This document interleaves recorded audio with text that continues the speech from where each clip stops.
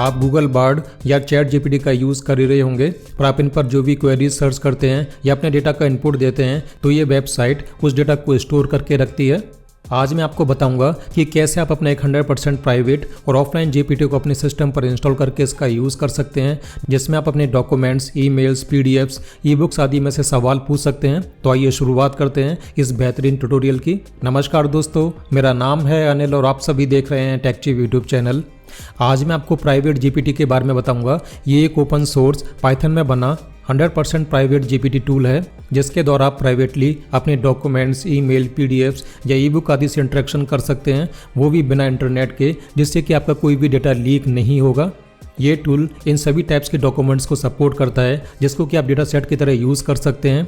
इसके लिए ये टूल एक pre trend local large language model का यूज़ करता है आपके सवालों को समझने और उनका आंसर करने के लिए।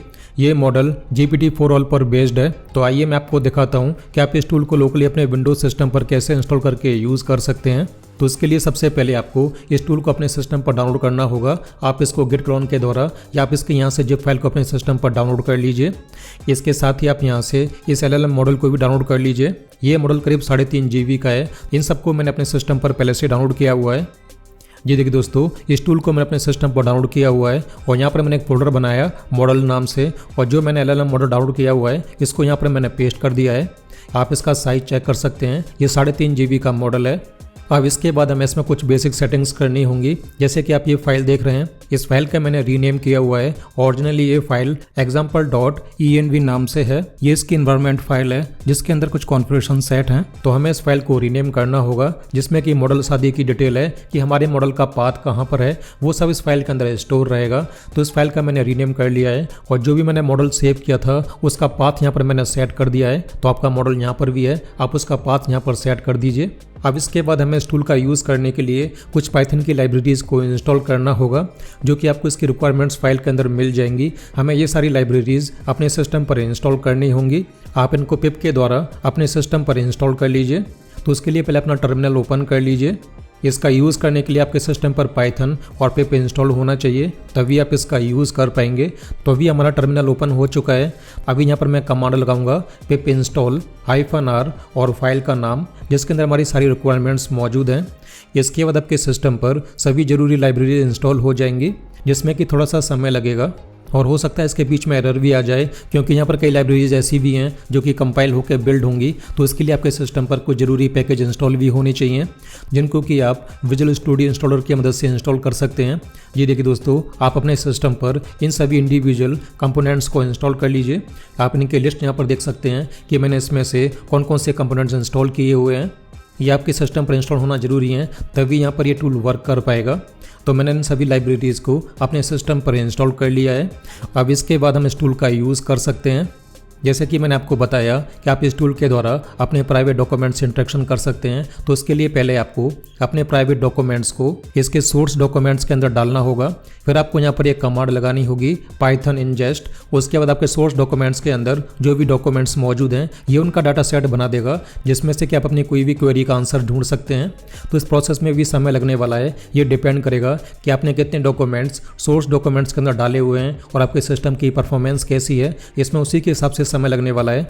आप इस फोल्डर के अंदर text file, document file, PDF files या अपने आउटलुक के ईमेल डाल सकते हैं, CSV फाइल डाल सकते हैं, कोई भी डिजिटल ई बुक डाल सकते हैं। तो उनका डाटा सेट यहाँ पर तैयार हो जाएगा, जिसमें से आप इस टूल की मदद से इंटरेक्शन कर पाएंगे। तो अभी यहाँ पर सब कुछ रेडी हो चुका है। अभी हम इस टूल का प्रयोग कर सकते हैं। अभी आपका 100% प्राइवेट जीपीटी तैयार है। तो इसको रन कराने के लिए हमें टाइप करना होगा python privategpt.py। उसके बाद टूल यहाँ पर रन होना स्टार्ट हो जाएगा। जो भी आपने LLM मॉडल सेट किया है वो यहाँ पर लोड होगा। उसके बाद आप इस टूल का प्रयोग कर पाएंगे। और अभी आप देख सकते हैं यहाँ पर प्रॉम्प्ट आ चुका है। अभी आप यहाँ पर अपनी कोई भी क्वेरी टाइप कर सकते हैं, ये उसका जवाब यहाँ पर देगा। जैसे कि मैंने इससे पूछा व्हाट इज़ रिवर्स शेल, और मैं इसकी मदद से एक रिवर्स शेल का कोड भी चाहता हूँ जो कि पाइथन में बना होना चाहिए। तो उसके लिए मैंने ये प्रॉम्प्ट टाइप कर दिया है। अभी मैं जैसे एंटर प्रेस करूँगा तो इस क्वेरी का जवाब देगा। हो सकता है कि यहाँ पर थोड़ा सा समय लगे, क्योंकि ये डिपेंड करेगा आपके सिस्टम की परफॉर्मेंस के ऊपर। इसका सही तरह से यूज़ करने के लिए आपके पास एक हाई एंड PC होना चाहिए, जिसमें कि ग्राफिक्स कार्ड आदि मौजूद हों, जिससे कि काफ़ी तेज़ी से वर्क कर पाए। और ये आपकी काफ़ी स्टोरेज भी यूज़ करता है। और अभी आप देख सकते हैं यहाँ पर इसका आंसर आ चुका है। आप देख सकते हैं कि इस आंसर को जनरेट होने में कितना समय लगा। जो हमने इससे सवाल पूछा था यहाँ पर उसका आंसर आ चुका है कि रिवर्सल क्या होता है, और हमने पाइथन का कोड भी इससे टाइप करवाया था तो वो भी यहाँ पर आ चुका है। इसने रिवर्सल के लिए एक पाइथन का कोड टाइप कर दिया है, तो आप इसको भी चैट जीपीटी की तरह यूज़ कर सकते हैं। बस आपके ये लोकल सिस्टम पर इंस्टॉल है, जिसका यूज़ करने के लिए आपको कोई भी इंटरनेट की ज़रूरत नहीं पड़ेगी और ना ही आपका डेटा लीक होगा। आप इसको सिक्योरली और प्राइवेटली ऑफलाइन ही यूज़ कर सकते हैं। जैसे कि मैंने इससे एक और सवाल पूछा, मैंने इससे एक रैंडम पासवर्ड जनरेटर बनवाया पाइथन का यूज़ करके, और अभी आप देख सकते हैं इसका भी आंसर यहाँ पर आ चुका है। इसने यहाँ पर रैंडम पासवर्ड को जनरेट करने के लिए ये कोड टाइप कर दिया है, तो ये भी यहाँ पर परफेक्टली वर्क कर रहा है। हाँ, ये थोड़ा स्लो रिस्पॉन्स कर सकता है, पर ये डिपेंड करेगा आपके सिस्टम की परफॉर्मेंस पर। और दूसरा, इसकी लिमिटेशंस भी हैं, ये एक लिमिट तक ही आपके आंसर दे पाएगा। पर इसमें बढ़िया बात यह है कि आप इसमें अपने कस्टम डॉक्यूमेंट का यूज़ कर सकते हैं। जैसे कि आप इस फोल्डर के अंदर अपनी ई बुक्स को डाल सकते हैं, जिसमें से ये समझ के आपके आंसर्स को जनरेट कर सकता है। जैसे कि मैंने इसके अंदर एक लिनक्स की PDF डाल के इसको सेटअप कर दिया है, और मैंने इससे यही रैंडम जनरेट वाला सवाल पूछा, और अभी आप देख सकते हैं यहाँ पर थोड़ा सा भी डिफरेंट आंसर आया है, जो कि इसने इस फाइल का यूज़ करके बनाया है। तो आप इस तरह से यहाँ पर अपनी कोई भी ई बुक, PDF या ईमेल आदि में से सवाल पूछ सकते हैं। ये उनको समझ के उसके हिसाब से आपको आंसर देगा। जैसे कि मैंने इससे पूछा कि लोकेट के द्वारा फाइल्स को हम कैसे सर्च करें, तो अभी ये इसका आंसर सर्च कर रहा है, और अभी आप देख सकते हैं यहाँ पर इसका आंसर जनरेट हो चुका है, जो कि इसने इस PDF का यूज़ करके जनरेट किया है। और जो भी इसने यहाँ पर रेफरेंस लिया है वो भी आप यहाँ से देख सकते हैं कि ये टॉपिक कौन से चैप्टर पर कवर किया हुआ है। तो इस तरह से आप इस टूल का प्राइवेटली यूज़ कर सकते हैं। तो बताइए दोस्तों, ये जानकारी आपको कैसी लगी? यदि आपको ये वीडियो पसंद आया है तो वीडियो को लाइक और शेयर जरूर कीजिएगा। और यदि आपका एथिकल हैकिंग और साइबर सिक्योरिटी में इंटरेस्ट है तो आप मेरे cybertube.net और techchip.net वेबसाइट को विजिट कर सकते हैं, क्योंकि मैंने इन वेबसाइट पर अपनी काफ़ी सारी प्रैक्टिकल वीडियो डाली हुई हैं। यहाँ से आपको उनके बारे में बहुत कुछ सीखने को मिलने वाला है।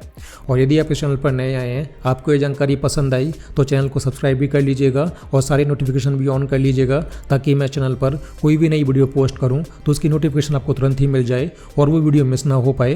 तो अभी के लिए मैं आपसे चाहूँगा जल्दी ही मुलाकात होगी ऐसी किसी नए वीडियो के अंदर। नमस्कार।